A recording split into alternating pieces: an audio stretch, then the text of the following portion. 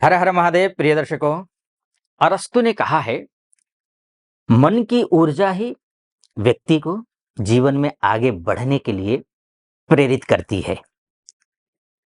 अब ये कि मन में ऊर्जा कहां से बढ़ाएं जिससे कि हम प्रेरित हों। आलस्य में घिरा हुआ व्यक्ति, नेगेटिविटी से घिरा हुआ व्यक्ति तो कभी प्रगति तो कर ही नहीं सकता।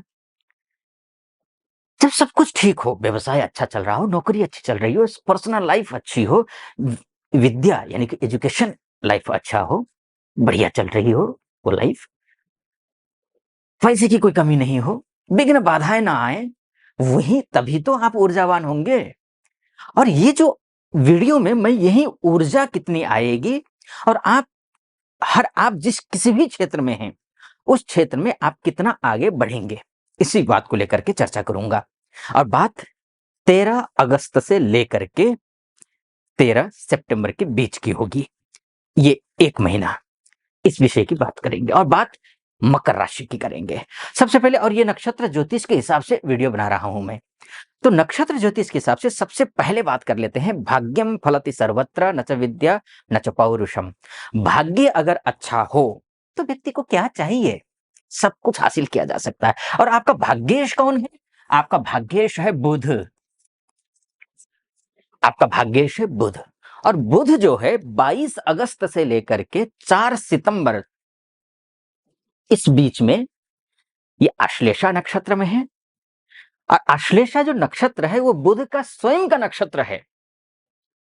तो इसका मतलब ये हुआ 22 अगस्त से लेकर के आपका 4 सितंबर के बीच का जो 12 दिन का समय है, ये तो भाग्य आपका साथ देता हुआ दिखाई दे रहा है।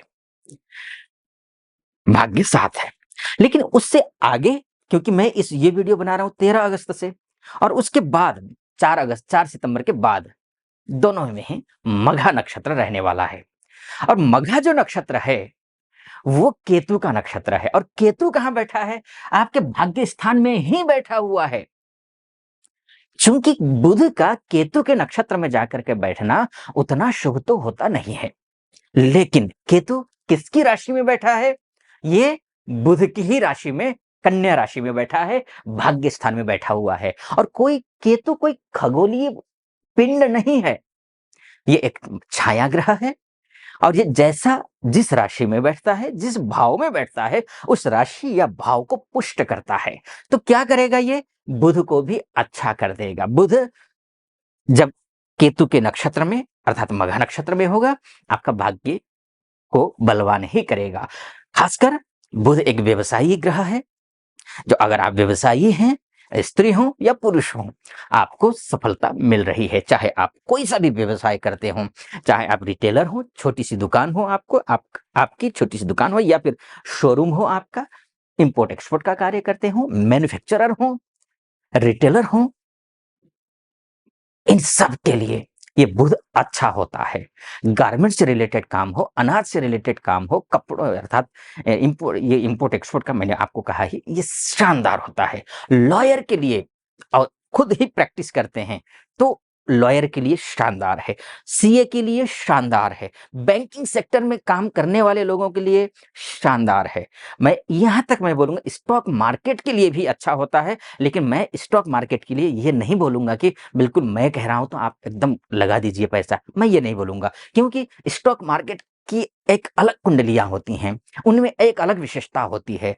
तो ये एक आंशिक रूप से ग्रहों का बदलाव हो रहा है, तो आप एकदम से रिस्क मत लीजिए। लेकिन हाँ, अन्य क्षेत्रों में ये जो ग्रह है ये ठीक है, स्टॉक मार्केट में भी ठीक है, लेकिन आप आपके अपनी कुंडली में ग्रह कैसे हैं स्टॉक मार्केट के लिए, वो अलग से देखना पड़ेगा।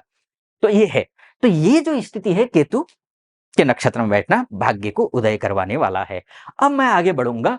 आपका बिजनेस के बारे में तो हमने बात की ही, साथ में मैं बात करूंगा शुक्र की। शुक्र क्या दे रहा है? आपका मान दे रहा है, सम्मान दे रहा है, पद दे रहा है, प्रतिष्ठा दे रहा है, पैसा दे रहा है, नौकरी दे रहा है, इंटरव्यू इत्यादि करवा रहा है, वैभव को दे रहा है। शुक्र आपकी पर्सनल लाइफ को बेहतर कर रहा है। आपके शुक्र आपके एजुकेशन को अच्छा कर रहा है, और संतान के प्राप्ति का प्रयास कर रहे हैं तो आप उस क्षेत्र में शुक्र बहुत अच्छा कर रहा है। ये भी यहाँ पर स्थिति अच्छी दिखाई दे रही है। अब आइए कि किन नक्षत्रों में जा रहा है जिसकी वजह से मैं कह रहा हूं कि ये अच्छा करेगा। तो एक बात समझ लीजिए, 22 अच्छा आगे बढ़ने से पहले एक निवेदन करना चाहूंगा। अगर आप यहां तक पहुंचे हैं तो सटीक लग रहा हो मेरा ये विश्लेषण, तो चैनल को सब्सक्राइब कर दीजिएगा, वीडियो को लाइक कर दीजिएगा और कमेंट बॉक्स में जाकर के, वैसे भी 19 अगस्त तक तो महादेव का दिन है, श्रावण का महीना है, हर हर महादेव 5 बार, 11 बार, 21 बार जो भी श्रद्धा हो वहां लिख दीजिएगा। आता हूं फिर मैं शुक्र पर। शुक्र का क्या क्या क्षेत्र में देखता है ये मैंने आपको बोला। शुक्र शुक्र अब किन नक्षत्रों में है जिसकी वजह से मैं कह रहा हूं कि शुभ होगा। सबसे 22 अगस्त तक 13 से ये वीडियो बन रहा है तो 13 को काउंट करके चलिए, 13 से ही लेकर के, उससे पहले से ही है, बल्कि ये 11 तारीख से ही है, 11 अगस्त से, 11 अगस्त से लेकर के 22 अगस्त तक ये पूर्वा फाल्गुनी नक्षत्र में है, जो कि स्वयं का नक्षत्र है, ये शुक्र का ही नक्षत्र है पूर्व फाल्गुनी। तो स्वाभाविक है अपने घर में अच्छा ही करेगा, मान बढ़ेगा, सम्मान बढ़ेगा, दाम्पत्य जीवन सही होगा, विवाह के लिए प्रयास कर रहे हैं तो उसमें सफलता मिलेगी 22 अगस्त तक। लेकिन 22 अगस्त के बाद उत्तरा फाल्गुनी नक्षत्र में जाएगा जो कि सूर्य का नक्षत्र है। अब इसमें क्या होगा कि जो विदेश जाना चाहते हैं या जाना चाहती हैं या फिर ऑलरेडी विदेश में हैं,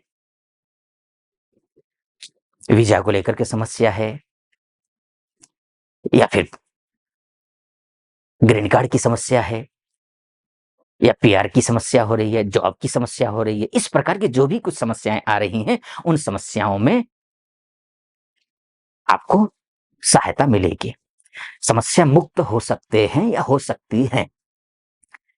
सूर्य के नक्षत्र में है, क्योंकि सूर्य के नक्षत्र में बैठ करके बैठना बहुत शुभ तो नहीं होता है, लेकिन द्वादशेष है। अगर आप स्वदेश में भी रहते हैं और एमएनसी में काम करते हैं या करती हैं तो आपके लिए अच्छा है, विदेश जाना चाहती हैं चाहते हैं उनके लिए भी अच्छा है। लेकिन जो स्वदेश में रह रहे हैं, अगर रिसर्च के रहे हैं, शासन प्रशासन से जुड़े हुए क्षेत्र में आप काम कर रहे हैं, पॉलिटिकली आप इन्वॉल्व हैं, तो भी आपके लिए शुभ है। यहाँ ये भी हमें समझना होगा। लेकिन ये 22 अगस्त से लेकर के 2 सितंबर तक की बात है। लेकिन 2 सितंबर के बाद हस्त नक्षत्र में ये शुक्र जाएगा।